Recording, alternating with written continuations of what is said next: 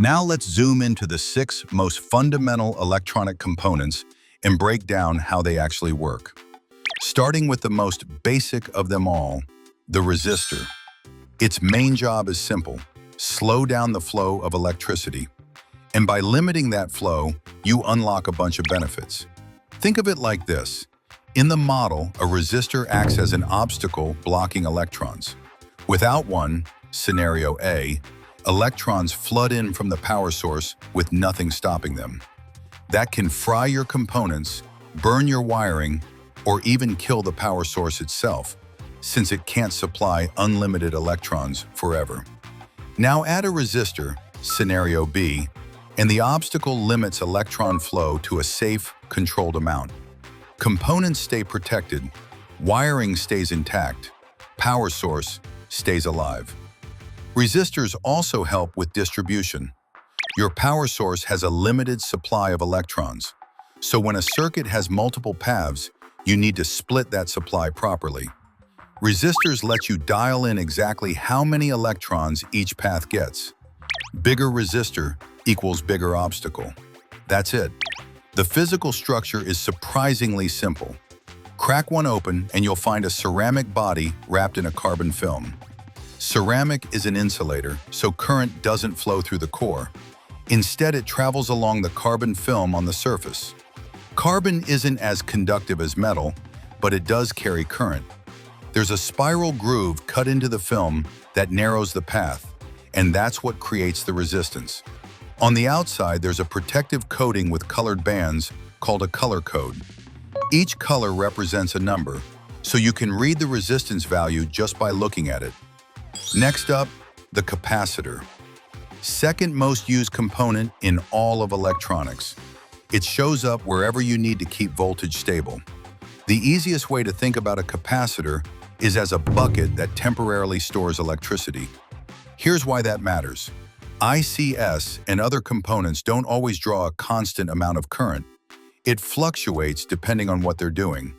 If the power source is far away, it might not deliver electrons fast enough, and the component glitches out. But put a capacitor nearby, and it acts like a local reserve. When the component suddenly needs more, the capacitor dumps its stored electrons to cover the gap. Stable operation maintained. Capacitors also handle noise. Electronic circuits are constantly hit by static, electromagnetic interference, and other garbage. Noise causes sudden voltage spikes that can corrupt readings or straight up destroy parts. A capacitor absorbs those spikes like a bucket catching excess water, keeping voltage smooth.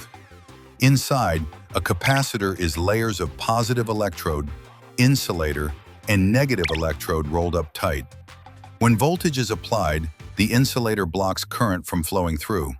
But because the layers are extremely thin, the positive charges on one side and negative charges on the other attract each other across the gap and hold in place. No external energy needed to maintain that state. That's how it stores charge. Now the coil. You don't see these as often, but they're quietly holding things together behind the scenes. A coil behaves like a water wheel. A water wheel starts slow, but once it's spinning, cutting the water supply doesn't stop it immediately. It keeps going for a while using the energy it's stored up. Same principle applies electrically. Without a coil, the moment you flip a switch off, electron supply to your component stops dead. With a coil, the supply continues for a bit, gradually tapering off instead of cutting abruptly. Combine a coil with a capacitor, and you can build things like DC-DC converters for voltage conversion. Coils also suppress noise for the same reason. If electron flow tries to spike suddenly, the coil's slow start nature resists that change and smooths things out. Structurally, a coil is dead simple. Take a magnetic core, wrap copper wire around it. Done. So simple you can literally make one yourself. Okay, here's where things shift. The first 3 components, resistor, capacitor, coil, consume energy to shape electricity. The next 3 use semiconductor materials to control it. Completely different game. Starting with the diode. A diode acts like a one-way valve. Current flows in one direction and gets blocked in the other. This is called rectification. Picture it. In direction A, electrons push the valve open and pass through. This is the forward direction. In direction B, electrons push the valve shut. Nothing gets through. That's the reverse direction. The two terminals are called anode and cathode. Electrons flow from cathode to anode. Conventional current flows anode to cathode. Crack a diode open, and it's a P-type semiconductor joined to an N-type semiconductor. The chip sits on an aluminum frame connected by ultra-thin gold wires. Here's how rectification actually works at the semiconductor level. P-type has holes, N-type has electrons. Apply voltage in direction A, and the holes get repelled from the positive terminal, while electrons get repelled from the negative terminal. Both get pushed toward the junction where they meet and cancel each other out. As they disappear, new electrons get injected into the N-type side and new holes into the P-type side. This continuous cycle of meeting and canceling is current flow. Flip the voltage, direction B, and the opposite happens. Electrons get pulled toward the positive terminal, holes toward the negative terminal. They move away from each other. The junction becomes a dead zone with no carriers. No meeting, no canceling, no current. That's the whole mechanism behind diode rectification. Next, the transistor. Arguably one of the most important inventions in history. Its job is to switch electricity on and off. Unlike a physical switch you flip with your hand, a transistor switches electronically, meaning it can operate at insane speeds in places no human hand could ever reach. A transistor has three terminals: emitter, collector, and base. Think of it like this. There's a big L-shaped wall between the collector and emitter. In scenario A, nothing is flowing into the base, so that wall stays up and blocks everything. In scenario B, inject electrons into the base and the wall drops. Collector to emitter path opens up. Current flows. Structurally, the emitter and collector connect to N-type semiconductor. The base connects to P-type. The P-type layer is made intentionally thin so electrons can jump across it easily. Internally, it's the same aluminum frame and wire bonding setup as the diode. The operating principle works like this. In state A, only collector-emitter voltage is applied.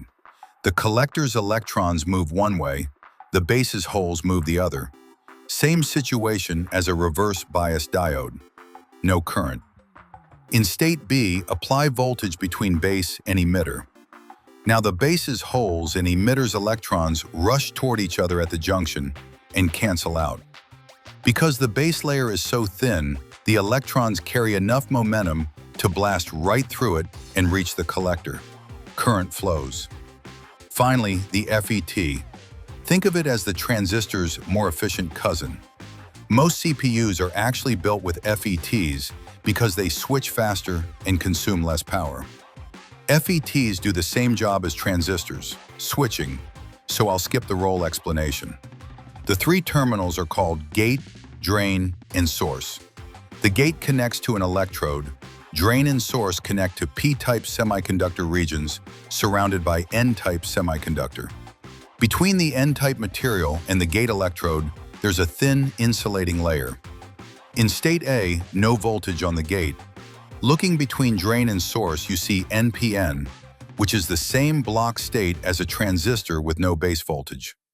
No current. In state B, apply voltage to the gate. The positive charge on the gate repels holes in the P-type region away from the surface. But P-type material also contains a small number of electrons. Those get attracted toward the positive gate and accumulate at the insulator interface. That creates an electron channel between drain and source. Current flows.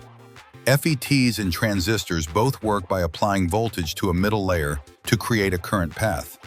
But FETs form that path faster and with lower resistance, which translates to quicker switching and lower power consumption. That's why FETs dominate in applications where speed and efficiency matter most. And that covers all 6 foundational components in detail: resistors, capacitors, coils, diodes, transistors, and FETs. Everything else in electronics builds on these.